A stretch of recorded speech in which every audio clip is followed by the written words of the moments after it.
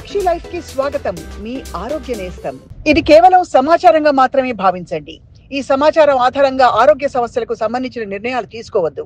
అందుకోసం వైద్య నిపుణులను సంప్రదించండి. చాలా సందర్భాల్లో మీరు అన్నారు షుగర్ అండ్ ఈ ఈస్ట్ ఇన్ఫెక్షన్స్ కలిసి ఉంటాయని చెప్పి, షుగర్ ఉన్న వాళ్ళకి ఎక్కువ వస్తాయి అని చెప్పి, యాంటీబయాటిక్స్ వాడడంలో సమ్ టైమ్స్ సైడ్ ఎఫెక్ట్ గా కూడా ఈస్ట్ ఇన్ఫెక్షన్స్ వస్తాయంటారు. ఈజ్ దట్ ట్రూ అండి? అబ్సల్యూట్లీ కరెక్ట్ స్వప్న గారు. ఎందుకు అంటే ఇప్పుడు పాపం ఏదైనా డెంగ్యూ ఇన్ఫెక్షనే అనుకుందాం, ఎనీ వైరల్ ఇన్ఫెక్షనే అనుకుందాం, యూజువల్లీ వీటికి మామూలుగా సైడ్ ఎఫెక్ట్ అంటే సెకండరీ సైడ్ ఎఫెక్ట్స్ రాకుండా ఉండటానికి యాంటీబయాటిక్ యూజెసెస్ ఇస్తారు.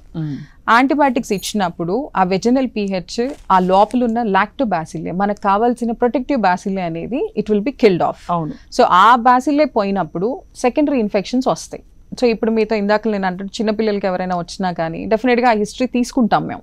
ఏమైనా ఫీవర్స్ రీసెంట్గా వచ్చినాయా, ఏమైనా ఇమ్యూనిటీ డిక్రీజ్డ్ ఏమైనా అయినాయా, యాంటీబయాటిక్స్ ఏమైనా యూస్ చేశారా, ఇవన్నీ రీజన్స్ చూసుకొనే మేము ట్రీట్మెంట్ ఇవ్వడం జరుగుతుంది. సో యాంటీబయాటిక్ యూసేజ్ అందుకనే better not to abuse. So ఎప్పుడైనా వచ్చినా కూడా యాంటీబయాటిక్స్తో పాటు ప్రోబయాటిక్స్ ఇస్తాం. ప్రోబయాటిక్స్ ఇవ్వటం వల్ల కొంచెం వాటిని ప్రివెంట్ చేసుకునే ఛాన్సెస్ ఎక్కువగా ఉంటాయి. రైట్, అందుకే మజ్జిగ తిను పెరుగు తినని కూడా చెప్తుంటారు యూజువల్లీ విత్ యాంటీబయాటిక్స్. సో మొత్తానికి అయితే ఇవన్నీ కూడా they are treatable infections. And vaginal infections లో ఒకటి రూట్ కాజ్ ఫస్ట్ తెలుసుకోవాలండి. ఆ రూట్ కాజ్ మనం అనుకున్నట్టు diabetes, root cause of any other like రికరెంట్గా ఏమన్నా కెమికల్ అబ్యూజెస్ జరుగుతున్నాయా అంటే లైక్ మనం అనుకున్నట్టు రేజర్స్ కానీ వ్యాక్సిన్స్ కానీ ఎనీ అదర్ థింగ్స్. సింపుల్ ఒక్కొక్కసారి ఆ హెయిర్ రిమూవల్ క్రీమ్స్ కూడా పడకపోవచ్చు. సో అలాంటి వాటిని కూడా ఫస్ట్ రూల్ అవుట్ చేసేసుకోవాలి. రూల్ అవుట్ చేసుకొని రికరెన్స్ రాకుండా ప్రొటెక్ట్ చేసుకోవాలి. ఫైనల్లీ ఇలాంటి అన్నిటికీ నేను నా పేషెంట్స్కి ఒకటే చెప్తాను, 2-3 సార్లు కనుక నా దగ్గరికి వస్తే ఫస్ట్ తింటం స్టార్ట్ చేయండి, డైటింగ్ ఆపేయండి అంట. అది because immunity has to be increased. A infection అయినా మన బాడీలో కనుక ఇమ్యూనిటీని పెంచుకోగలిగితే దెన్ డెఫినెట్గా గుడ్ రిజల్ట్స్ చూడొచ్చు మనం. అండ్ షుగర్ బేస్డ్ ఫుడ్స్ ని మాత్రం మీరు తగ్గించమని అయితే రికమెండ్ చేస్తారు. Maybe it's a very good instruction. ఏంటి అని అంటే మనకి పీరియడ్స్ 1 వీక్ ముందు యూజువలీ కూడా ఇలాంటి కంప్లైంట్స్ ఎక్కువ ఉంటాయి. బికాస్ న్యాచురల్ గానే మనకి సైకిల్ తో పాటు ఆ పీహెచ్ చేంజెస్ అనేవి జరుగుతూ ఉంటాయి.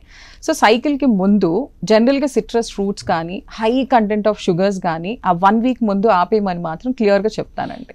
So that helps a lot.